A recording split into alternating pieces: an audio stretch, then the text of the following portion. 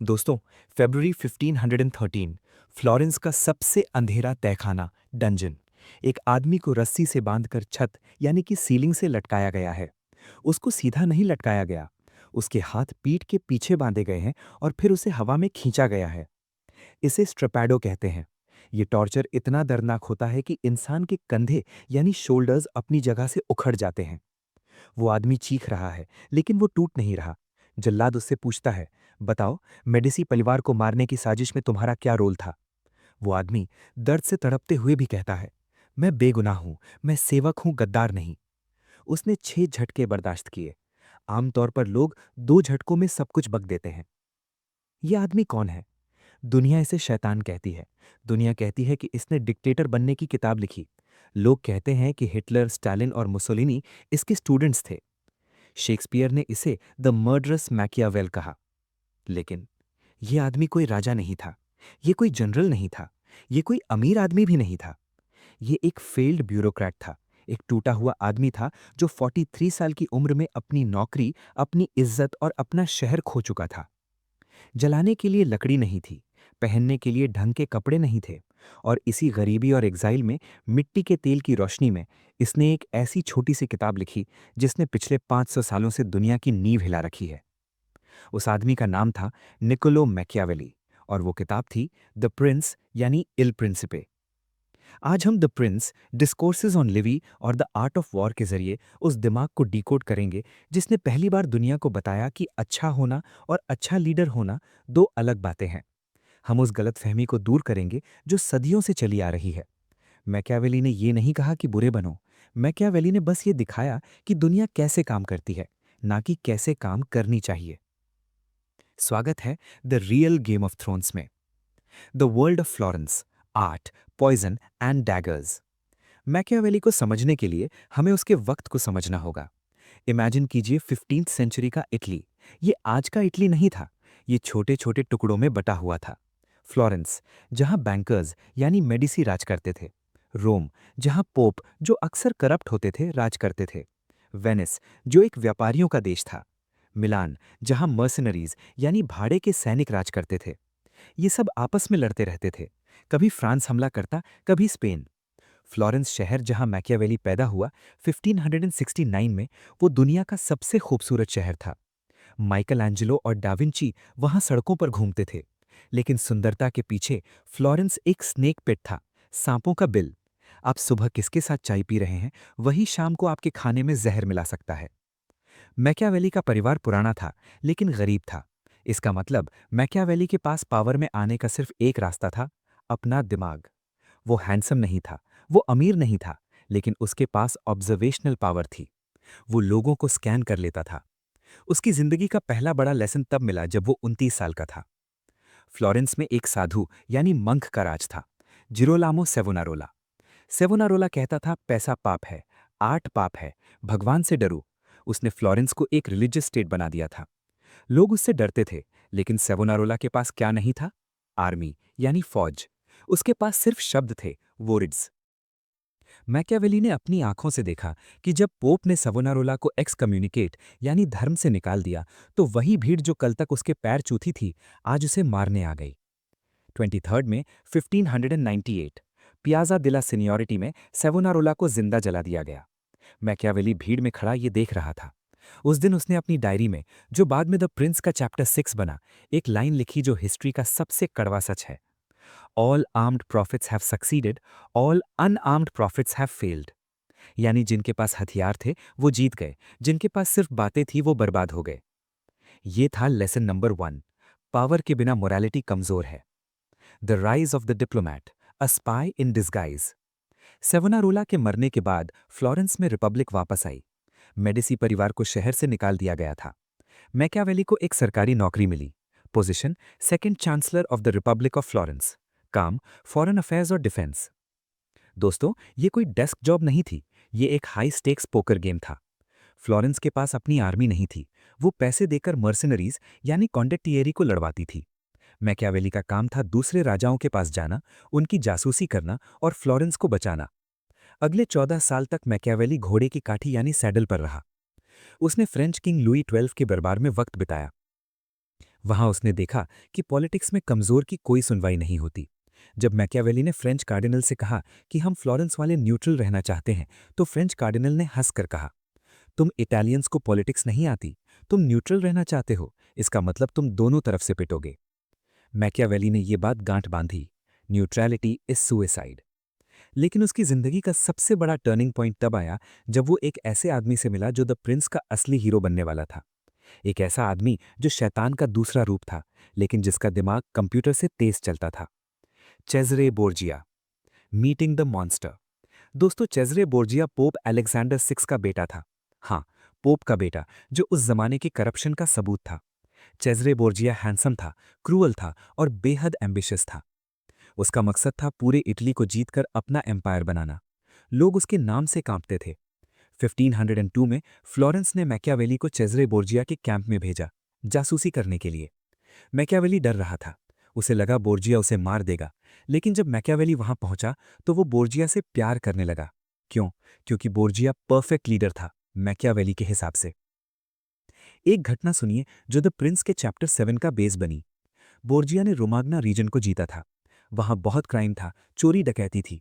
बोर्जिया को वहां ऑर्डर लाना था। अगर वो खुद सख्ती करता तो लोग उससे नफरत करते। तो बोर्जिया ने क्या किया? उसने एक गवर्नर अपॉइंट किया, रेमीरो डे ऑर्को। रेमीरो एक जानवर इंसान था, क्रूअल। बोर्जिया ने रेमीरो को फुल पावर दी, जाओ क्राइम खत्म करो। रेमीरो ने वहां खून की नदियां बहा दी, चोरों के हाथ काट दिए, डाकुओं को लटका दिया। कुछ महीनों में रोमाग्ना शांत हो गया, क्राइम खत्म। लेकिन लोग रेमीरो से नफरत करने लगे। और क्योंकि रेमीरो बोर्जिया का आदमी था, लोग बोर्जिया से भी डरने लगे। अब बोर्जिया का मास्टर स्ट्रोक देखिए। 26 दिसंबर 1502, चेसेना के मार्केट स्क्वायर में सुबह सुबह लोगों ने एक खौफनाक मंजर देखा। एक लकड़ी के ब्लॉक पर रेमीरो डे ऑर्को की लाश के 2 टुकड़े पड़े थे। उसका सर एक भाले पर टंगा था और पास में एक खून से सना हुआ चाकू रखा था। बोर्जिया ने क्या किया? उसने अपने ही वफादार गवर्नर को मार दिया। क्यों? जनता को यह दिखाने के लिए कि जो जुल्म हुआ वो रेमीरो ने किया, मैंने नहीं। मैं तो तुम्हारा रक्षक हूं, देखो मैंने उस जालिम को मार दिया। लोग खुश हो गए। लोग बोर्जिया को जस्टिस देने वाला मानने लगे। मैकियावेली वहां खड़ा ये देख रहा था। उसकी रूह कांप गई, लेकिन उसका दिमाग ताली बजा रहा था। उसने नोट किया, he stupefied and satisfied the people at the same time. यानी उसने लोगों को हैरान भी किया और संतुष्ट भी किया। यही है मैकियावेली की फिलॉसफी कि अगर तुम्हें पावर में रहना है तो तुम्हें कभी कभी हाथ गंदे करने पड़ेंगे, लेकिन सफाई ऐसे करो कि दाग दूसरे पर लगे। The Senigallia trap, the art of betrayal. Borgia का एक और लेसन मैकियावेली ने रिकॉर्ड किया। बोर्जिया के कुछ कमांडर्स विटेली और ओर्सिनी ने उसके खिलाफ बगावत कर दी थी। बोर्जिया कमजोर पड़ गया था। मैकियावेली ने सोचा अब बोर्जिया खत्म। लेकिन बोर्जिया ने गुस्सा नहीं दिखाया, उसने मुस्कुराया। उसने उन कमांडर्स को मैसेज भेजा, मुझसे गलती हो गई, मैं तुम्हारे बिना अधूरा हूं, आओ हम फिर से दोस्त बन जाते हैं, मैं तुम्हें नई पोजीशंस दूंगा। वो कमांडर्स लालच में आ गए। उन्हें लगा बोर्जिया डर गया है। वो सब सिनिगालिया शहर में बोर्जिया से मिलने आए। बोर्जिया ने उनका शानदार स्वागत किया, गले मिला। और जैसे ही वो एक कमरे में अकेले हुए, बोर्जिया ने सिग्नल दिया। उसके गार्ड्स ने उन सभी कमांडर्स का गला घोंटकर मार दिया। एक रात में सारे दुश्मन साफ, बिना किसी जंग के। मैकियावेली ने अपनी रिपोर्ट में लिखा, मैग्निफिसेंट डिसेप्शन, यानी शानदार धोखा। उसने सीखा अगर दुश्मन को चोट पहुंचानी है तो ऐसी चोट पहुंचाओ कि वो बदला लेने के लायक ना बचे। If an injury has to be done to a man, it should be so severe that his vengeance need not be feared. लेकिन दोस्तों, किस्मत का पहिया घूमता है। चेज़रे बोर्जिया भी हार गया, क्योंकि उसके पिता पोप मर गए और वो खुद बीमार पड़ गया। और इधर फ्लोरेंस में मैकियावेली का वक्त भी खत्म होने वाला था। मैकियावेली ने फ्लोरेंस को समझाया था कि भाड़े के सैनिक यानी कि मर्सिनरीज पर भरोसा मत करो, हमारी अपनी आर्मी होनी चाहिए, सिटीजन्स की आर्मी। फ्लोरेंस ने उसकी बात मानी। मैकियावेली ने खुद गांव-गांव जाकर किसानों को भर्ती किया। उसने फर्स्ट फ्लोरेंटीन मिलिशिया बनाई। वो बहुत गर्व यानी कि प्राउड महसूस कर रहा था। लेकिन 1512 में पोप जूलियस सेकंड और स्पैनिश आर्मी ने फ्लोरेंस पर हमला कर दिया। मैकियावेली की नई नवेली सिटीजन आर्मी स्पैनिश वेटरन्स के सामने टिक नहीं पाई। वो भाग खड़े हुए। प्रातो शहर में मैसेकर हुआ। फ्लोरेंस की रिपब्लिक गिर गई और मेडिची परिवार वापस पावर में आ गया। ये मैकियावेली के लिए डिजास्टर था। मेडिचीज को लगता था कि मैकियावेली उनका दुश्मन है क्योंकि उसने रिपब्लिक को सर्व किया था। 7 नवंबर 1512 मैकियावेली को उसके ऑफिस से निकाल दिया गया। उसी शहर में जहां वो कल तक फॉरेन मिनिस्टर जैसा था, आज उसे शहर से बाहर जाने से मना कर दिया गया। उसका बैंक अकाउंट फ्रीज कर दिया गया। लेकिन बुरा वक्त अभी शुरू हुआ था। फरवरी 1513, एक साजिश पकड़ी गई मेडिचीज को मारने की। किसी ने लिस्ट में मैकियावेली का नाम लिख दिया था, शायद गलती से, शायद दुश्मनी में। सिपाही आए, मैकियावेली को घसीट कर ले गए, उसी तहखाने में जहां से हमने शुरुआत की थी, वहां लटके हुए जब उसके कंधे टूट रहे थे। मैकियावेली सोच रहा था, मैंने पूरी जिंदगी फ्लोरेंस की सेवा की, मैंने कभी 1 रुपया चोरी नहीं किया और बदले में मुझे ये मिला। उस दिन मैकियावेली के अंदर का आइडियलिस्ट मर गया और एक रियलिस्ट पैदा हुआ। जब उसे रिलीज किया गया, मेडिची पोप बनने की खुशी में एमनेस्टी मिली, तो उसे शहर बदर यानी कि एग्जाइल कर दिया गया। उसे अपने प्यारे फ्लोरेंस से दूर सेंट एंड्रिया में अपने खेत पर रहने भेजा गया। एक आदमी जो राजाओं और बादशाहों के साथ बैठता था, अब वो लकधरे और कसाईयों के साथ ताश खेलने पर मजबूर था। लेकिन दोस्तों, यही वो सन्नाटा था जहां दुनिया की सबसे खतरनाक किताब लिखी जाने वाली थी। अब मैकियावेली अपने फार्म हाउस पर है, अकेला, गरीब, बदनाम। वो सुबह चिड़िया पकड़ता है, शाम को सराय में लड़ता है, लेकिन रात को वो कुछ ऐसा करता है जो रूहानी है। वो अपने पुराने राज दरबारी कपड़े पहनता है और अपनी स्टडी टेबल पर बैठता है, और वो बात करता है हिस्ट्री के महान लोगों से, रोम्यूलस से, साइरस से, अलेक्जेंडर से। अगले पार्ट में हम उस स्टडी रूम के अंदर जाएंगे, हम द प्रिंस के पन्नों को पलटेंगे, हम देखेंगे कि क्यों मैकियावेली ने कहा कि it is better to be feared than loved. हम देखेंगे कि कैसे उसने ये किताब मेडिची परिवार को खुश करने के लिए लिखी थी, लेकिन उन्होंने उसे पढ़ा तक नहीं। और हम डीप डाइव करेंगे द प्रिंस के सबसे कंट्रोवर्शियल चैप्टर्स में। दोस्तों, सेंट एंड्रिया का वो फार्म हाउस आज भी वहां है। अगर आप कभी फ्लोरेंस जाएं तो वहां जरूर जाना। वहां की हवा में एक अजीब सा बोझ है। यहाँ 1513 में मैकियावेली अपनी जिंदगी के सबसे बुरे दौर से गुजर रहा था। दिन में वो जंगल में लकड़ियां काटता था, वो लोकल इन यानी कि सराय में जाता था, वहां के बुचर और मिलर यानी कि चक्की वाले के साथ ताश खेलता था। वो झगड़ते थे, गाली गलौज करते थे कुछ सिक्कों के लिए। मैकियावेली ने अपने दोस्त फ्रांसिस्को वेट्टोरी को एक फेमस लेटर लिखा, 10 दिसंबर 1513, जो हिस्ट्री का सबसे दर्दनाक और खूबसूरत लेटर माना जाता है। उसने लिखा, दिन भर मैं इन गंवार लोगों के साथ अपने दिमाग को सड़ने देता हूं, ताकि किस्मत को शर्म आए कि उसने मुझे कहाँ फेंक दिया है। लेकिन जब शाम होती है, मैं अपने घर वापस आता हूँ। मैं अपने मिट्टी और कीचड़ से सने हुए कपड़े उतार देता हूँ, मैं शाही दरबार के कपड़े पहनता हूँ, और फिर मैं अपने स्टडी रूम में जाता हूँ।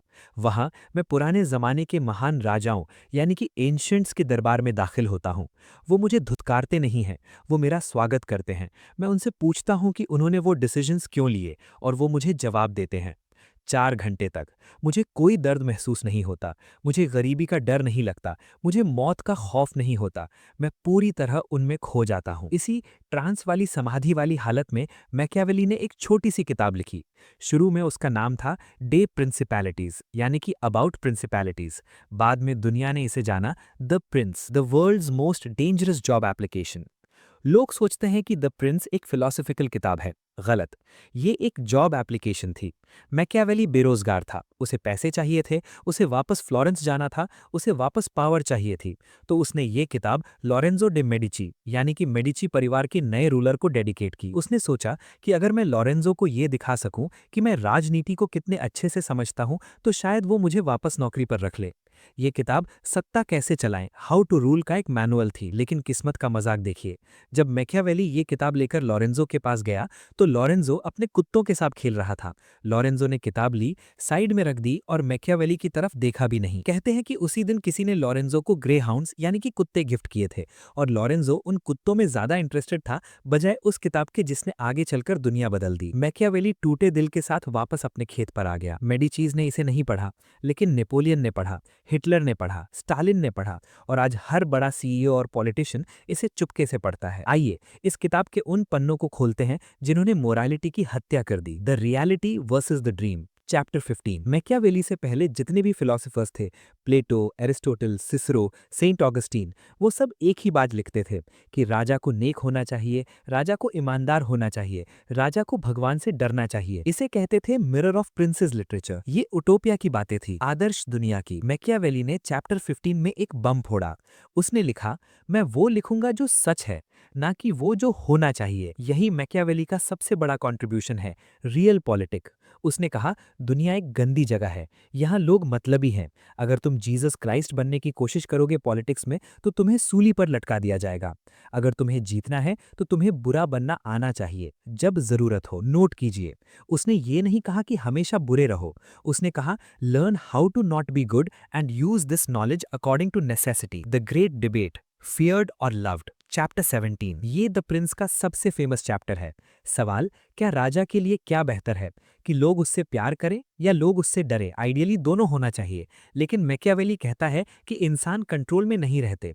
अगर चुनना पड़े तो it is much safer to be feared than loved, यानी कि प्यार से बेहतर है डर। क्यों? यहाँ मैकियावेली ह्यूमन नेचर का पोस्टमार्टम करता है। उसने लिखा, इंसान के बारे में हम ये कह सकते हैं कि वो एहसान फरामोश हैं, चंचल हैं, झूठे हैं और लालची हैं। जब तक तुम उनका फायदा कर रहे हो वो तुम्हारे हैं, वो तुम्हारे लिए अपना खून देने को तैयार रहेंगे जब तक खतरा दूर है, लेकिन जैसे ही खतरा सर पर आएगा वो पीठ दिखाकर भाग जाएंगे। अब मैकियावेली का लॉजिक सुनिए। प्यार यानी कि लव एक एहसान की डोर से बंधा होता है, क्योंकि इंसान मतलबी है, वो जब चाहे इस डोर को तोड़ देता है अपने फायदे के लिए। लेकिन डर यानी कि फियर बंधा होता है सजा के खौफ द्वारा, और सजा का डर इंसान को कभी नहीं छोड़ता। इसलिए अगर लोग तुमसे प्यार करते हैं तो वो तुम्हें धोखा दे सकते हैं, लेकिन अगर लोग तुमसे डरते हैं कि धोखा दिया तो ये राजा मुझे काट देगा, तो वो वफादार रहेंगे। The critical warning, avoid hatred. लेकिन यहाँ लोग मैकियावेली को गलत समझते हैं। उसने कहा, फियर्ड बनो, लेकिन हेटेड यानी कि नफरत के लायक मत बनो। डर और नफरत में फर्क है। आप चाहते हैं कि लोग आपकी रिस्पेक्ट करें और डरें। आप नहीं चाहते कि लोग आपसे नफरत करें, क्योंकि अगर लोग नफरत करेंगे तो वो अपनी जान की परवाह किए बिना आपको मारने आएंगे। कॉन्स्पिरेसीज। तो नफरत से कैसे बचें? मैकियावेली का फॉर्मूला सिंपल और ब्रूटल है। 1. Don't touch their women. 2. Don't touch their property. आप किसी के बाप को मार दो, वो शायद माफ कर देगा, लेकिन उसका पैसा छीन लो तो वो आखिरी सांस तक बदला लेगा। इसलिए मैकियावेली कहता है कि अगर किसी को मारना है तो मार दो, लेकिन उसका पैसा मत लो। The lion and the fox, chapter 18। Machiavelli वापस अपने हीरो सीजर बोर्जिया को याद करता है। उसने कहा कि राजा को दो जानवरों की तरह होना चाहिए। शेर, भेड़ियों को डराने के लिए, ताकत दिखाने के लिए। लोमड़ी, जाल को पहचानने के लिए, दिमाग चलाने के लिए। अगर आप सिर्फ शेर हैं, सिर्फ ताकत यूज करते हैं, तो आप किसी जाल में फंस जाएंगे। अगर आप सिर्फ लोमड़ी हैं, सिर्फ चालाकी करते हैं, तो भेड़िए आपको खा जाएंगे। यह मैकियावेली एक और शॉकिंग बात कहता है। A prudent ruler cannot and must not honour his word when it places him at a disadvantage. एक समझदार राजा को अपना वादा, प्रॉमिस नहीं निभाना चाहिए अगर वो वादा उसके नुकसान में हो। बचपन से हमें सिखाया जाता है कि प्राण जाए पर वचन ना जाए, कीप योर प्रोमिसेस। मैकियावेली कहता है, बेवकूफ़ी।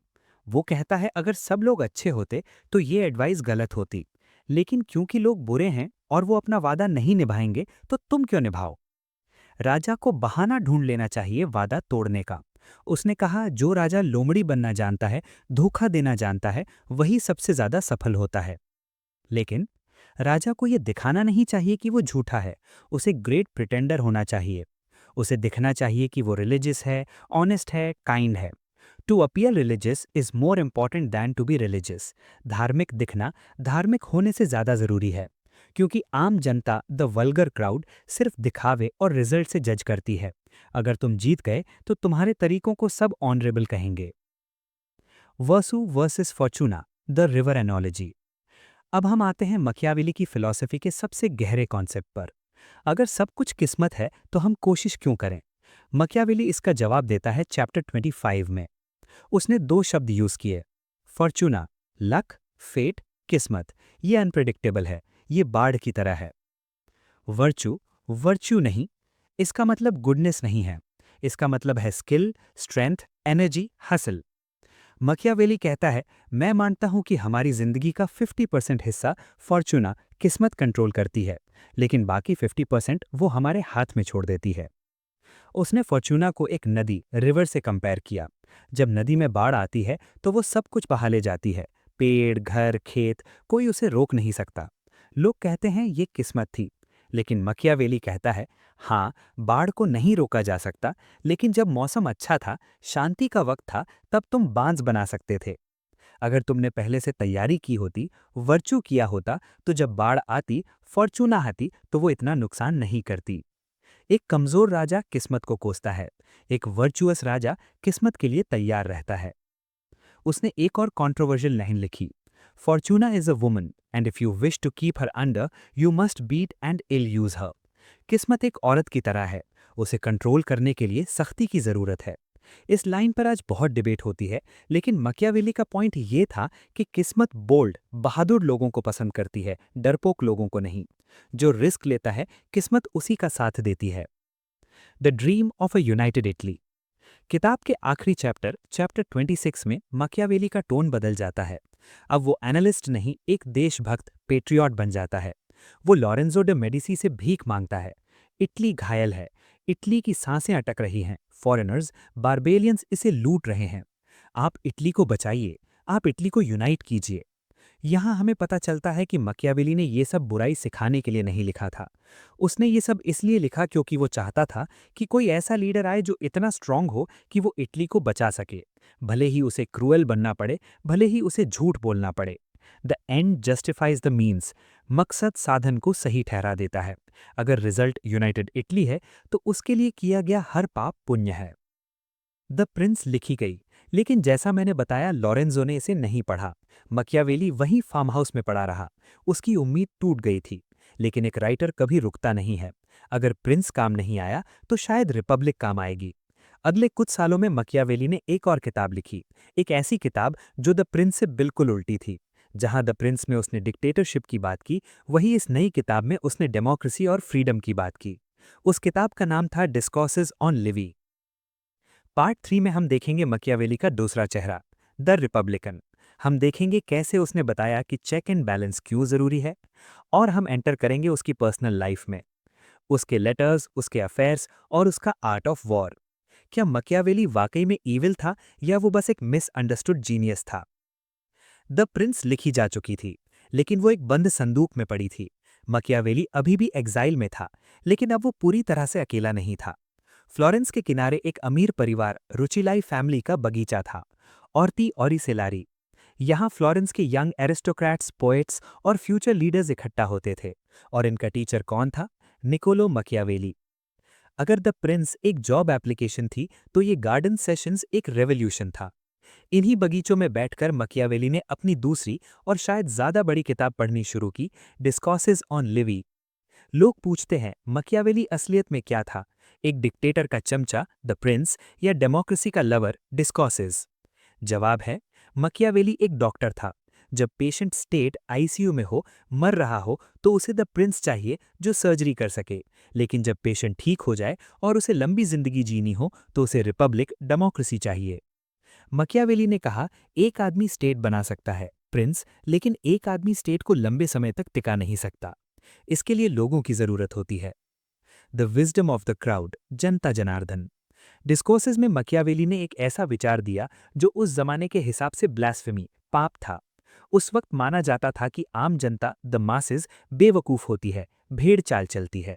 लेकिन मकियावेली ने चैप्टर 58 बुक 1 में लिखा, the multitude is wiser and more constant than a prince. भीड़ एक राजा से ज्यादा समझदार और ज्यादा टिकाऊ होती है। उसका लॉजिक सुनिए। एक राजा अपनी विम्स पर चलता है। अगर उसका मूड खराब है तो वो किसी को भी मार देगा। अगर वो बूढ़ा हो गया है तो वो सथिया जाएगा। लेकिन जनता, जनता धीरे फैसला लेती है। जनता गलती कर सकती है, लेकिन वो किसी पर्सनल ग्रेज, आपसी दुश्मनी में आकर देश को बर्बाद नहीं करती। मकियावेली ने कहा, अगर कानून सही हो तो जनता किसी भी राजा से बेहतर रूलर साबित होती है। उसने रोमन रिपब्लिक का एग्जाम्पल दिया। रोम 500 साल तक रिपब्लिक रहा और दुनिया पर राज किया। क्यों? क्योंकि वहां लिबर्टी थी, आजादी थी। लोग रोम के लिए लड़ते थे क्योंकि वो रोम को अपना मानते थे, किसी राजा की जागीर नहीं। कॉन्फ्लिक्ट इज गुड, लड़ाई में ही भलाई है। ये मकियावेली का सबसे रेवोल्यूशनरी आइडिया था। पहले के थिंकर्स, सिसरो वगैरह कहते थे कि देश में शांति होनी चाहिए, अमीर और गरीब को मिलजुल कर रहना चाहिए। लेकिन मकियावेली ने कहा, नहीं, शांति का मतलब स्टैग्नेशन, रुकावट है। उसने रोम का एनालिसिस किया। रोम में दो ग्रुप्स थे, पेट्रीशियंस, अमीर लोग, सेनेट, और प्लीबियंस, आम लोग, कॉमनर्स। ये हमेशा आपस में लड़ते थे। आम लोग सड़कों पर उतरते थे, हंगामा करते थे। मकियावेली ने कहा, इसी हंगामे ने रोम को आजाद रखा। क्यों? क्योंकि जब आम लोग सड़क पर उतरे तो अमीरों को डर लगा। उस डर की वजह से उन्होंने ट्रिब्यून्स ऑफ द प्लीव्स बनाए। उन्होंने ऐसे कानून बनाए जिससे किसी एक आदमी के पास पावर ना आए। मकियावेली का कहना था, tumult is the nurse of liberty. अगर किसी देश में सब शांत हैं तो इसका मतलब वहां तानाशाही है। अगर लोग आवाज उठा रहे हैं तो वो देश जिंदा है। Corruption the slow death. लेकिन मकियावेली ने एक वार्निंग भी दी। करप्शन, उसके लिए करप्शन का मतलब पैसे खाना नहीं था। उसके लिए करप्शन का मतलब था जब लोग देश से ज्यादा अपने बारे में सोचने लगे। जब एक सिटीजन सोचता है कि मेरा फायदा होना चाहिए, भले ही देश भाड़ में जाए, तब वो स्टेट करप्ट हो जाता है। मकियावेली ने कहा कि जब करप्शन हद से बढ़ जाए तो रिपब्लिक काम नहीं करती। ऐसे वक्त में वापस द प्रिंस की जरूरत पड़ती है। एक सख्त डंडा चाहिए होता है लोगों को वापस लाइन पर लाने के लिए। यही वजह थी कि वो जूलियस सीजर जैसे लोगों को एनालाइज करता था। द आर्ट ऑफ वॉर, बंदूक और दिमाग। 2021 में मकियावेली की जिंदगी में एक छोटी सी जीत हुई। उसकी एक किताब पब्लिश हुई। ये अकेली किताब थी जो उसकी जिंदगी में प्रिंट हुई और फेमस हुई। न प्रिंस न डिस्कॉर्सेस। वो किताब थी द आर्ट ऑफ वॉर, डेल आर्ते de la गुएरा। ये किताब एक डायलॉग फॉर्म में है जहां एक फेमस जनरल फेब्रिसियो कोलोना बाकी लोगों को जंग के उसूल सिखा रहा है। यहां मकियावेली ने मिलिट्री स्ट्रैटेजी को बदल कर रख दिया। Key concept one, money is not the sinews of war. उस जमाने में कहा जाता था कि जिसके पास पैसा है वो जंग जीतेगा। मैकियावेली ने कहा गलत। उसने कहा good soldiers are the sinews of war. अच्छे सैनिक जंग की नस हैं। अगर तुम्हारे पास ढेर सारा सोना यानी कि गोल्ड है लेकिन अच्छे सोल्जर्स नहीं हैं तो कोई भी दुश्मन आकर तुम्हारा सोना छीन लेगा। लेकिन अगर तुम्हारे पास अच्छे सोल्जर्स हैं यानी कि लोहा, तो तुम दुश्मन का सोना छीन लोगे। Gold does not find good soldiers but good soldiers always find gold. Key concept two, end of mercenaries. Machiavelli ने फिर वही बात दोहराई। भाड़े के टट्टुओं से जंग नहीं जीती जाती। उसने सिटीजन आर्मी पर जोर दिया। उसने रोमन लीजेंस की फॉर्मेशंस को वापस लाने की बात की concept three, decisive battle. Machiavelli sees warfare यानी कि किला घेरना के खिलाफ था। वो कहता था ये स्लो और महंगा है। वो चाहता था शॉर्ट एंड शार्प वॉर। दुश्मन को मैदान में लाओ, एक बड़ी लड़ाई लड़ो और उसे खत्म करो। आज की मॉडर्न वॉरफेयर ब्लिट्सक्रीग इसी कॉन्सेप्ट पर बेस्ड है। The human side, love and letters. हमें मैकियावेली को सिर्फ एक कंप्यूटर की तरह नहीं देखना चाहिए। इन सालों में वो बूढ़ा हो रहा था। वो अपने दोस्तों विटोरी और गुचियार्दिनी को लेटर्स लिखता था। इन लेटर्स में हमें एक रंगीला मैकियावेली दिखता है। वो लिखता है कि कैसे वो अभी भी 50 साल की उम्र में औरतों के पीछे भागता है। वो लिखता है क्यूपिड यानी कि प्यार का देवता के तीर मुझे अभी भी लगते हैं। वो कभी किसी विधवा यानी कि विडो के प्यार में पड़ जाता, कभी किसी एक्ट्रेस बारबरा सैलुटाटी के प्यार में। ये दिखाता है कि वो पैशनेट था। वो कहता था I love my native city more than my own soul. मैं अपने शहर फ्लोरेंस से अपनी आत्मा से ज्यादा प्यार करता हूँ। उसकी सारी राइटिंग, सारी स्ट्रैटेजीज, सारा झूठ और चालाकी बस एक मकसद के लिए थी, फ्लोरेंस को बचाना। वो चाहता था कि मरने से पहले वो फ्लोरेंस को वापस ग्लोरी में देखे। The failed comeback. 1520 आते आते मेडिसीज का गुस्सा थोड़ा ठंडा हुआ। कार्डिनल जूलियो डे मेडिसी, जो बाद में पोप क्लेमेंट सेवन बने, उन्होंने मैकियावेली को एक छोटा सा काम दिया। क्या काम? क्या कोई मंत्री पद? नहीं। उसे कहा गया फ्लोरेंस की हिस्ट्री लिखो, हिस्ट्री ऑफ फ्लोरेंस। मैकियावेली खुश था, कम से कम उसे ऑफिशियल काम मिला। उसने अपनी पूरी जान लगा दी इस हिस्ट्री को लिखने में। लेकिन उसने इसमें भी चालाकी की। उसने मेडिसीज की तारीफ की पैसे के लिए, लेकिन बीच बीच में उसने उनकी गलतियां भी पॉइंट आउट की फ्यूचर जनरेशंस के लिए। 1525 में वो रोम गया अपनी किताब पोप को प्रेजेंट करने के लिए। उसे उम्मीद थी कि अब उसे कोई बड़ी पोजीशन मिलेगी, लेकिन किस्मत को कुछ और ही मंजूर था। यूरोप में एक नया तूफान आने वाला था, एक ऐसा तूफान जो मैकियावेली की सारी थ्योरीज को टेस्ट करने वाला था। 1527, the sack of Rome. Part 4 में हम देखेंगे द एंड गेम। कैसे मैकियावेली ने आखिरी बार कोशिश की फ्लोरेंस को बचाने की, कैसे उसने अपनी ही बनाई हुई आर्मी को फेल होते हुए देखा, और कैसे जब फ्लोरेंस में वापस रिपब्लिक आई तो उन्होंने मैकियावेली को गद्दार कहकर निकाल दिया। एक आदमी जिसने जिंदगी भर रिपब्लिक के लिए लिखा, उसे रिपब्लिक ने ही धुतकार दिया। क्यों? क्योंकि अब तक दुनिया ने द प्रिंस पढ़ ली थी और लोग उसे मेडिसी का आदमी समझने लगे थे। दोस्तों, 6 मई 1527, ये वो दिन था जब रेनेसांस यानी पुनर्जागरण की मौत हुई। मैकियावेली ने पूरी जिंदगी एक बात चिल्ला चिल्ला कर कही थी, मर्सनरीज यानी भाड़े के सैनिक पर भरोसा मत करो, वो तुम्हें तबाह कर देंगे। और उस दिन वही हुआ। Holi Roman emperor Charles fifth की फौज ने रोम पर हमला किया। इस फौज में जर्मन मर्सनरीज थे। उन्हें महीनों से पैसा नहीं मिला था। वो भूखे थे, वो गुस्से में थे। उन्होंने रोम के दरवाजे तोड़े और शहर को नर्क यानी कि हेल बना दिया। पोप क्लेमेंट सेवेंथ, जो मेडिसी परिवार से थे, अपनी जान बचाकर कैस्टल सैंट एंजेलो के किले में भागे। नीचे शहर में 45,000 लोग मारे गए, नन्स का रेप हुआ, लाइब्रेरीज जला दी गई, सोना लूटा गया। दुनिया का सबसे पवित्र शहर, जिसे इटर्नल सिटी कहते थे, वो राख के ढेर में बदल गया। मैकियावेली उस वक्त रोम में नहीं था, वो फ्लोरेंस के पास था। लेकिन जब उसे ये खबर मिली तो वो रोया नहीं, वो शून्य यानी कि नम हो गया। क्योंकि ये तबाही वही थी जिसका डर उसे 30 साल से था। लेकिन उसे नहीं पता था कि रोम की ये तबाही उसकी अपनी जिंदगी का आखिरी चैप्टर लिखने वाली थी। स्वागत है दी एंड गेम में। The last assignment, walls of Florence. Rome की गिरने से पहले 1526 में मैकियावेली को एक आखिरी मौका मिला था। पोप क्लेमेंट सेवेंथ मेडिसी को डर था कि चार्ल्स फिफ्थ फ्लोरेंस पर हमला करेगा। उन्होंने मैकियावेली को बुलाया, उन्होंने कहा, तुम हमेशा वॉल्स और डिफेंस की बात करते हो, जाओ फ्लोरेंस की दीवारों को मजबूत करो। मैकियावेली को पोजीशन मिली curator of the walls of Florence. ये कोई बड़ी पॉलिटिकल पोजीशन नहीं थी, ये एक सिविल इंजीनियर जैसा काम था। लेकिन मैकियावेली खुश था। 57 साल की उम्र में ये बूढ़ा आदमी धूप में खड़े होकर दीवारों का इंस्पेक्शन करता था। वो इंजीनियर्स पर चिल्लाता था, यहाँ बैस्टियन बनाओ, वहाँ डिच खोदो।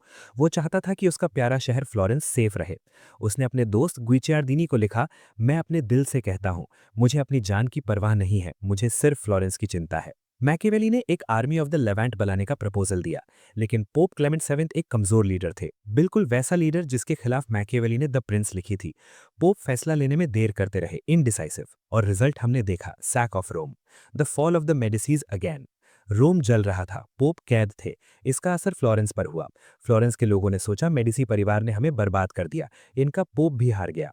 जनता सड़कों पर उतर आई। 16 में 1527 फ्लोरेंस ने मेडिसीज को फिर से निकाल दिया, मेडिसी राज खत्म हुआ, रिपब्लिक ऑफ फ्लोरेंस वापस आई।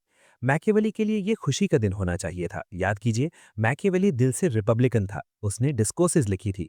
उसे लगा, आहा, मेरे लोग वापस आ गए हैं, मैं पुराना सेक्रेटरी ऑफ द रिपब्लिक हूँ, मैं वो आदमी हूँ जिसने पहली रिपब्लिक बनाई थी, अब ये लोग मुझे वापस मेरा पुराना ऑफिस दे देंगे। मैकियावेली खुशी खुशी फ्लोरेंस वापस आया।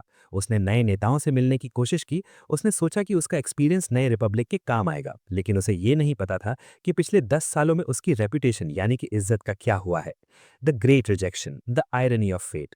10 जून 1527 फ्लोरेंस की ग्रैंड काउंसिल की मीटिंग हुई। Agenda, secretary of the republic को चुनना। मैकियावेली कैंडिडेट था, उसे लगा ये बस एक फॉर्मेलिटी है। लेकिन वहां खड़े नए यंग लीडर्स ने मैकियावेली को गुस्से से देखा। उनमें से एक ने कहा, मैकियावेली, वो तो मेडिसीज का चमचा है, इसने द प्रिंस लिखी है, इसने लिखा है कि राजा को क्रूअल होना चाहिए, ये डिक्टेटर्स का टीचर है, हम रिपब्लिक हैं, हमें ऐसा आदमी नहीं चाहिए। किस्मत का मजाक देखिए दोस्तों, मैकियावेली ने द प्रिंस लिखी थी मेडिसीज को खुश करने के लिए, लेकिन मेडिसीज ने उसे कभी नौकरी नहीं दी। और अब इसी किताब की वजह से रिपब्लिकन्स ने उसे रिजेक्ट कर दिया। वो न घर का रहा न घाट का। वोटिंग हुई, रिजल्ट, मैकियावेली के खिलाफ भारी बहुमत यानी कि मेजॉरिटी। उसे बुरी तरह हरा दिया गया। उसकी जगह किसी अनजान आदमी को, फ्रांसिस्को तारूजी को चुन लिया गया। मैकियावेली उस दिन टूट गया। सिर्फ दिल नहीं टूटा, उसकी जीने की वजह खत्म हो गई। उसने अपनी जिंदगी के 30 साल फ्लोरेंस की सेवा में दिए थे और फ्लोरेंस ने उसे कह दिया, तुम गद्दार हो। The death of a philosopher. Voting के सिर्फ 10 दिन बाद मैकियावेली बीमार पड़ गया। पेट में तेज दर्द यानी कि पेरिटोनाइटिस या स्टमक अल्सर। उसे पता चल गया था कि उसका अंत आ गया है। वो अपने छोटे से घर में लेटा था। उसके पास पैसे नहीं थे। उसने अपनी पत्नी मारियाता और अपने बच्चों को बुलाया। हिस्ट्री में एक फेमस कहानी है, शायद सच शायद लेजेंड, कि मरने से पहले मैकियावेली ने एक सपना देखा। उसने अपने दोस्तों को बताया, मैंने सपने में देखा कि मैं मर गया हूँ। मुझे दो रास्ते दिखे, एक रास्ता स्वर्ग जा रहा था, वहां गरीब साधु और संत बैठे थे, सब शांत थे लेकिन थोड़े बोरिंग थे। दूसरा रास्ता नर्क जा रहा था, वहां मैंने देखा प्लेटो, एरिस्टोटल, जूलियस सीजर और टैकेटस को। वो वहां पॉलिटिक्स डिस्कस कर रहे थे। मैकियावेली ने मुस्कुराते हुए कहा, मैं नर्क में जाना पसंद करूंगा ताकि मैं उन महान दिमागों के साथ रह सकूं, बजाय इसके कि मैं स्वर्ग में बोर हो जाऊं। ये थे मैकियावेली। मौत के सामने भी उनका ह्यूमर और उनका इंटेलेक्चुअल प्राइड जिंदा था। 21 जून 1527 निकोलो मैकियावेली की मौत हो गई, उम्र 58 ईयर्स। उसे चुपचाप दफना दिया गया सेंटा क्रूज चर्च में। उसकी मौत पर कोई स्टेट फ्यूनरल नहीं हुआ। फ्लोरेंस ने नोटिस भी नहीं किया कि उसका सबसे बड़ा बेटा चला गया। The aftermath, the rise of the myth. Machiavelli मर गया लेकिन मैकियावेलियनिज्म पैदा हुआ। उसकी मौत के 5 साल बाद 1532 में द प्रिंस पहली बार ऑफिशियली पब्लिश हुई। अब तक ये सिर्फ हाथ से लिखी हुई कॉपीज में घूम रही थी। जैसे ही ये प्रिंट हुई, यूरोप में हंगामा मच गया। चर्च ने इसे द डेविल्स वर्क कहा। पोप ने इसे इंडेक्स ऑफ प्रोहिबिटेड बुक्स यानी कि बैन लिस्ट में डाल दिया। प्रोटेस्टेंट्स ने कहा कि ये कैथोलिक करप्शन का सबूत है। कैथोलिक्स ने कहा कि ये सैटानिक है। लोगों ने कहा ये आदमी इंसान नहीं था, ये शैतान का एजेंट था। इंग्लैंड में उसे ओल्ड नेक कहा जाने लगा। शेक्सपियर के प्लेज में विलेंस कहने लगे, I am as evil as Machiavelli. लेकिन चुपके चुपके हर राजा, हर जनरल, हर पॉलिटिशियन इस किताब को पढ़ रहा था। किंग चार्ल्स फाइव, जिसने रोम लूटा था, इस किताब को अपने तकिए के नीचे रखता था। सुल्तान और शाह इसे ट्रांसलेट करवा रहे थे। मैकियावेली फेल हो गया था अपनी जिंदगी में। लेकिन मरने के बाद वो दुनिया का सबसे इन्फ्लुएंशियल पॉलिटिकल थिंकर बन गया। मैकियावेली की कहानी उसकी मौत पर खत्म नहीं होती। असली कहानी तो अब शुरू होती है। कैसे नेपोलियन ने इस किताब को यूज किया यूरोप जीतने के लिए, कैसे मुसोलिनी ने मैकियावेली पर थीसिस लिखी, कैसे टूपैक शकुर रैपर ने जेल में मैकियावेली को पढ़ा और अपना नाम मकावेली रख लिया। पार्ट 5 में हम देखेंगे द लेगेसी। हम एक्सप्लोर करेंगे कि कैसे सदियों तक लोगों ने मैकियावेली को मिसअंडरस्टैंड किया, और हम देखेंगे कि 20th और 21st सेंचुरी में मैकियावेली कैसे वापस जिंदा हुआ, कॉर्पोरेट बोर्ड रूम्स और जियोपॉलिटिक्स में। क्या मैकियावेली सच में ईविल था, या वो बस एक आईना था जो हमें हमारी असलियत दिखा रहा था? दोस्तों, दुनिया में किसी किताब को मशहूर करने का सबसे आसान तरीका क्या है? उसे बैन कर दो। मैकियावेली के मरने के बाद चर्च ने यही गलती की। 1559 में पोप 4 ने द प्रिंस को इंडेक्स लिब्रोरम प्रोहिबिटोरम यानी लिस्ट ऑफ प्रोहिबिटेड बुक्स में डाल दिया। उन्होंने कहा यह किताब शैतान की उंगली से लिखी गई है। रिजल्ट क्या हुआ? यह किताब अंडरग्राउंड बेस्टसेलर बन गई। हर बड़ा आदमी इसे पढ़ना चाहता था। लोग जानना चाहते थे कि ऐसा क्या लिखा है इसमें कि चर्च इतना डर रहा है। ये ब्लैक मैजिक की किताब मानी जाने लगी। कहा जाता है कि अगर आपको पावर चाहिए तो आपको ये फॉरबिडन फ्रूट चखना ही पड़ेगा। इंग्लैंड में प्लेज में यानी नाटक में एक कैरेक्टर होता था, द मैकियावेल। ये हमेशा लाल कपड़े पहनता था, जहर रखता था और हमेशा झूठ बोलता था। लोगों ने मैकियावेली को इंसान से एडजेक्टिव बना दिया। He is very Machiavellian. इसका मतलब हो गया झूठा, धोखेबाज, क्रूएल। लेकिन जो लोग पावर में थे वो नाटक नहीं देख रहे थे, वो नोट्स बना रहे थे। The emperors handbook, Napoleon. Battle of Waterloo, Napoleon Bonaparte हार गया। जब उसकी कैरेज यानी बग्घी की तलाशी ली गई तो वहां एक कॉपी मिली, द प्रिंस। और उसके मार्जिन्स में यानी किनारों पर नेपोलियन ने अपने हाथ से नोट्स लिखे थे। जहां मैकियावेली ने लिखा था राजा को किस्मत से लड़ना आना चाहिए, वहां नेपोलियन ने लिखा था ट्रू। जहां मैकियावेली ने लिखा था मर्सिनरीज बेकार होते हैं, वहां नेपोलियन ने लिखा था मैंने ये साबित कर दिया है। नेपोलियन ने मैकियावेली को सिर्फ पढ़ा नहीं, उसे जिया था। नेपोलियन ने वही किया जो मैकियावेली ने कहा था। धर्म का इस्तेमाल किया। इजिप्ट में मुस्लिम बनने का नाटक किया, फ्रांस में कैथोलिक। अपने दुश्मनों को डिवाइड किया और लव की जगह फियर और रिस्पेक्ट को चुना। नेपोलियन ने कहा था Machiavelli is the only political writer worth reading, यानी सिर्फ मैकियावेली ही वो अकेला राइटर है जिसे पढ़ने का फायदा है। The dictator's thesis, Mussolini. 20th century आई, फाशिज्म का दौर। बेनिटो मुसोलिनी, इटली का डिक्टेटर। क्या आपको पता है कि मुसोलिनी ने मैकियावेली पर एक डॉक्टरल थीसिस यानी पीएचडी लिखी थी? टाइटल था प्रिल्यूड टू मैकियावेली। मुसोलिनी ने मैकियावेली के डिस्कोर्सेस यानी डेमोक्रेसी वाली किताब को इग्नोर कर दिया। उसने सिर्फ द प्रिंस के वायलेंस वाले हिस्सों को उठाया। मुसोलिनी ने लिखा मैकियावेली सही था। इंसान लालच और डर से चलता है। इंसान को आज़ादी नहीं चाहिए, इंसान को ऑर्डर चाहिए, और ऑर्डर सिर्फ एक स्ट्रॉन्ग लीडर ला सकता है। मुसोलिनी ने मैकियावेली को फाशिज्म का प्रॉफिट बना दिया। ये मैकियावेली की ट्रेजेडी थी। उसने किताब लिखी थी इटली को जोड़ना के लिए, लेकिन उसे यूज किया गया इटली को तोड़ने के लिए और दुनिया को जंग में ढकेलने के लिए। The rappers rebirth, टूपैक Shakur. अब एक ऐसी जगह चलते हैं जो फ्लोरेंस के महलों से बहुत दूर है। 1995, Clinton correctional facility, New York. Famous rapper Tupac Shakur जेल में था। उसे गोली खाई थी, उसे लूट लिया गया था, उसके दोस्त दुश्मन बन गए थे। जेल की लाइब्रेरी में उसे एक किताब मिली, द प्रिंस। उसने उसे पढ़ा और हैरान रह गया। उसे लगा ये 500 साल पुराना राइटर आज के घेटो और स्ट्रीट लाइफ के बारे में लिख रहा है। मैकियावेली ने लिखा था अपने दुश्मनों को खत्म कर दो वरना वो वापस आएंगे। मैकियावेली ने लिखा था fake your death to fool your enemies. Tupac इससे इतना इंस्पायर हुआ कि उसने अपना स्टेज नाम बदल दिया, वो बन गया मकावेली। उसने अपना एल्बम निकाला, the Don Killuminati the 7 day theory. Tupac ने समझा कि पावर स्ट्रगल सिर्फ पॉलिटिक्स में नहीं होती, सड़कों पर भी होती है। गैंग वॉर भी वही है जो मेडिची और बॉर्जिया की वॉर थी, बस कपड़े अलग हैं। आज भी कॉन्स्पिरेसी थ्योरीज चलती हैं कि टूपाक मरा नहीं है, उसने मैकियावेली की तरह फेक डेथ की है और वो वापस आएगा। ये है मैकियावेली का इन्फ्लुएंस पॉप कल्चर तक। The modern corporate warrior. आज मैकियावेली कहाँ जिंदा है? वो बोर्ड रूम्स में जिंदा है। किताबें जैसे द माफिया मैनेजर या the 48 laws of power, Robert Greene, ये सब मैकियावेली के बच्चे हैं। आज का सीईओ क्या करता है? मर्जर्स एंड एक्विजिशंस, दूसरे के किंगडम को हड़पना। ले ऑफ्स, रेमिरो दे ऑर्को की तरह क्रुएल्टी करना ताकि कंपनी बचे। पीआर स्टंट्स, धार्मिक या अच्छा दिखने का नाटक करना। मैकियावेली ने कहा था अपीयरेंसेस आर एवरीथिंग। आज हम इसे ब्रांड इमेज कहते हैं। अगर आप एक कॉर्पोरेट लीडर हैं और आपने मैकियावेली नहीं पढ़ा, तो आपके कॉम्पिटिटर्स ने जरूर पढ़ा है और वो आपको हरा देंगे। The secret theory, was it a satire? Part 5 के एंड में मैं आपको एक ऐसी थ्योरी बताना चाहता हूं जो आपका नजरिया बदल देगी। कुछ बड़े थिंकर्स जैसे जॉन जाक रूसो और बरूक स्पिनोजा का मानना था कि हम सब मैकियावेली को गलत समझ रहे हैं। उनका कहना था the Prince was a satire यानी व्यंग। मैकियावेली एक रिपब्लिकन था, डिस्कोर्सेस लिखने वाला। वो डिक्टेटर से नफरत करता था। तो उसने द प्रिंस डिक्टेटर्स की मदद करने के लिए नहीं लिखी थी।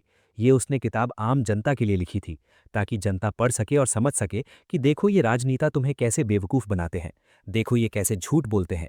रूसो ने कहा, while pretending to give lessons to kings he gave great lessons to people. ये थ्योरी कहती है कि मैकियावेली ने सीक्रेटली डिक्टेटर्स का पर्दाफाश किया था। वो दिखाना चाहता था कि राजा कोई भगवान का रूप नहीं होता, वो बस एक चालाक लोमड़ी होता है। अगर ये सच है तो मैकियावेली दुनिया का सबसे बड़ा विसल ब्लोअर था। अब हम इस सफर के अंत पर आ गए हैं। हमने मैकियावेली की दर्दनाक जिंदगी देखी, टॉर्चर, एग्जाइल। हमने उसकी किताबों को डिकोड किया। हमने देखा कि कैसे हिटलर से लेकर टूपाक तक ने उसे अपना गुरु माना। लेकिन आज 2026 में मैकियावेली हमारे किस काम का है? क्या हम उसकी फिलॉसफी को अपनी डेली लाइफ में यूज कर सकते हैं बिना बुरा बने? क्या मैकियावेली हमें बेटर पर्सन बना सकता है? जवाब है हाँ। मैकियावेली सिर्फ राजाओं के लिए नहीं है, वो हर उस इंसान के लिए है जो दुनिया में सर्वाइव और थ्राइव करना चाहता है। पार्ट 6 में हम निकालेंगे top 5 life lessons from Machiavelli. कैसे टू नाइस होना आपको बर्बाद कर सकता है, कैसे फॉर्चूना को कंट्रोल करें और कैसे दुनिया को वैसा देखें जैसी वो है, ना कि जैसी हम चाहते हैं। दोस्तों, फ्लोरेंस के सांता क्रूज चर्च में जहां मैकियावेली की कब्र है, टोम है, वहां एक लैटिन लाइन लिखी है, तांतो नॉमिनी नुल्लुम पार एलॉजियम। मतलब, इस नाम की तारीफ के लिए कोई शब्द काफी नहीं है। 500 साल बाद हमें यह फैसला करना है, मैकियावेली कौन था? क्या वो शैतान था? नहीं। क्या वो संत था? बिल्कुल नहीं। मैकियावेली एक डॉक्टर था, एक ऐसा डॉक्टर जिसने इंसानियत यानी ह्यूमैनिटी का ऑपरेशन किया और पाया कि हम अंदर से बीमार हैं, हम सेल्फिश हैं, हम लालची हैं, हम पावर हंग्री हैं। बाकी फिलोसोफर्स ने कहा दवा खाओ और प्रे करो कि सब ठीक हो जाए। मैकियावेली ने कहा सर्जरी करो, हाथ गंदे करो, ट्यूमर को काट कर निकालो वरना पेशेंट मर जाएगा। उसने हमें बुरा बनना नहीं सिखाया, उसने हमें इफेक्टिव यानी कारगर बनना सिखाया। उसने बताया कि दुनिया वैसी नहीं है जैसी हम चाहते हैं, दुनिया वैसी है जैसी वो है। तो आज इस मास्टर क्लास के आखिरी हिस्से में हम निकालेंगे टॉप 4 लाइफ लेसन्स मैकियावेली की जिंदगी और किताबों से, जो आज का हर यूथ, हर प्रोफेशनल और हर स्टूडेंट अपनी जिंदगी में अप्लाई कर सकता है। ये लेसन्स मॉरल साइंस के नहीं हैं, ये स्ट्रीट स्मार्टनेस के हैं। Lesson number 1, the trap of being too nice, यानी रियलिज्म वर्सेस आइडियलिज्म।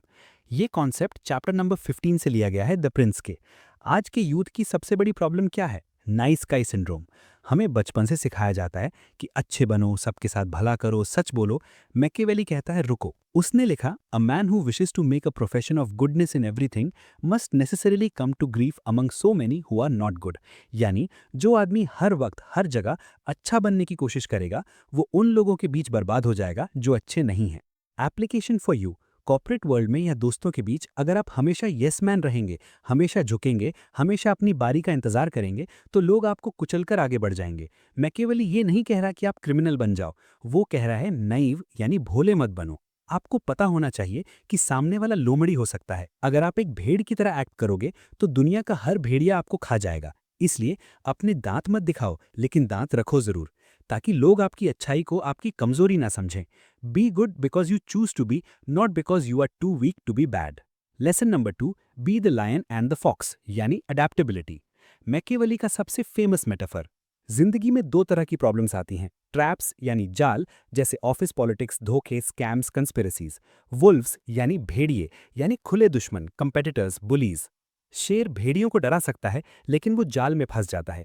लोमड़ी जाल को पहचान लेती है, लेकिन भेड़ियों से नहीं लड़ सकती। Application for you.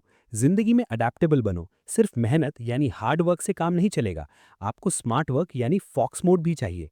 कभी कभी आपको सीधा लड़ना पड़ता है, कन्फ्रंटेशन, लेकिन कभी कभी आपको चुप रहकर साइड से निकलना पड़ता है, यानी डिप्लोमेसी या कनिंग। जो लोग सिर्फ एक तरीका जानते हैं, यानी सिर्फ गुस्सा या सिर्फ शराफत, वो फेल हो जाते हैं। मैकियावेली कहता है अपना रूप बदलना सीखो। जब सिचुएशन डिमांड करे तो अग्रेसिव हो जाओ, जब सिचुएशन डिमांड करे तो हम्बल हो जाओ। रिजिड मत बनो, पानी की तरह बनो। Lesson number 3, Fortuna favours the bold, यानी एक्शन ओवर लक। हम में से कितने लोग हैं जो अपनी नाकामी का इल्जाम किस्मत पे डालते हैं? मेरी तो किस्मत ही खराब है, मेरा टाइम नहीं आया। मैकियावेली ऐसे लोगों के मुंह पे तमाचा मारता है। उसने कहा, Fortuna is the arbiter of half our actions but she leaves the other half for us to govern. यानी किस्मत सिर्फ 50% है, बाकी 50% तुम्हारे हाथ में है। उसने किस्मत को एक नदी से कंपेयर किया। जब नदी में बाढ़ आती है तब कुछ नहीं किया जा सकता, लेकिन जब मौसम शांत था तब तुमने बांध क्यों नहीं बनाया? Application for you. एग्जाम के दिन पेपर टफ आ गया, ये किस्मत है, बाढ़, लेकिन पूरे साल तुमने पढ़ाई नहीं की, ये तुम्हारी गलती है, लैक ऑफ विर्तु। रिसेशन आ गया, जॉब चली गई, ये किस्मत है, लेकिन तुमने नई स्किल्स जैसे एआई या कोडिंग नहीं सीखी, ये तुम्हारी गलती है। मैकियावेली कहता है प्रिपरेशन, बुरे वक्त का इंतजार मत करो, जब वक्त अच्छा हो तभी बुरे वक्त की तैयारी करो। और सबसे जरूरी बात, एक्शन। मैकियावेली कहता है कि किस्मत बोल्ड लोगों को पसंद करती है, डरपोक लोगों को नहीं। अगर डाउट है तो एक्शन लो, रुको मत। Lesson number 4, perception is reality यानी रेपुटेशन मैनेजमेंट। मैकियावेली ने लिखा, everyone sees what you appear to be, few experience what you really are. यानी सब लोग वो देखते हैं जो आप दिखते हो, बहुत कम लोग वो जानते हैं जो आप असल में हो। ये सुनने में फेक लगता है, लेकिन ये 21st सेंचुरी का सबसे बड़ा सच है। आज हम सोशल मीडिया और पर्सनल ब्रांडिंग की दुनिया में हैं। आप कितने टैलेंटेड हैं ये मायने नहीं रखता अगर दुनिया को आपका टैलेंट दिखता नहीं है। Application for you. अपनी रेपुटेशन की रक्षा करो जैसे वो तुम्हारी जान हो। ऑफिस में, सोसाइटी में, इंटरनेट पर आपका इमेज ही आपकी पावर है। अगर लोग आपको केपेबल और स्ट्रांग समझते हैं तो आधा काम वैसे ही हो गया। अगर लोग आपको नॉन सीरियस समझते हैं तो आप कितनी भी मेहनत कर लो, आपको प्रमोशन नहीं मिलेगा। मैकियावेली कहता है प्रोजेक्ट स्ट्रेंथ, भले ही अंदर से डरे हुए हो, बाहर से कॉन्फिडेंट दिखो, क्योंकि दुनिया आंखों देखी पर विश्वास करती है। Conclusion, the man who never died. दोस्तों, निकोलो मैकियावेली 1527 में मर गया, गरीब, अकेला और बदनाम, लेकिन आज 500 साल बाद हम उसकी बात कर रहे हैं। क्यों? क्योंकि उसने सच बोलने की हिम्मत की, वो सच जो कड़वा था, वो सच जो लोग सुनना नहीं चाहते थे। उसने हमें सिखाया कि पावर कोई गिफ्ट नहीं है जो भगवान देता है। पावर एक चीज है जिसे छीना जाता है, बनाया जाता है और प्रोटेक्ट किया जाता है दिमाग यानी इंटेलेक्ट और हिम्मत यानी करेज से। तो अगली बार जब आप द प्रिंस देखें तो उसे शैतान की किताब मत समझिए, उसे एक सर्वाइवल गाइड समझिए, एक ऐसे आदमी की तरफ से जिसने तहखाने यानी डंजन में चीखते हुए भी अपना दिमाग नहीं खोया। आपकी जिंदगी आपका किंगडम है, आप उसके प्रिंस हैं। सवाल यह है, क्या आप शेर और लोमड़ी बनने के लिए तैयार हैं? उम्मीद है इस 6 पार्ट मास्टर क्लास ने आपके दिमाग के ताले खोल दिए होंगे। ये सफर मैकियावेली के साथ यहाँ खत्म होता है, लेकिन आपकी जिंदगी में मैकियावेलियन विजडम का सफर अब शुरू होता है। नेक्स्ट वीडियो किस पर चाहिए जरूर बताना। तब तक के लिए be sharp, be bold, be real. Jai Hind.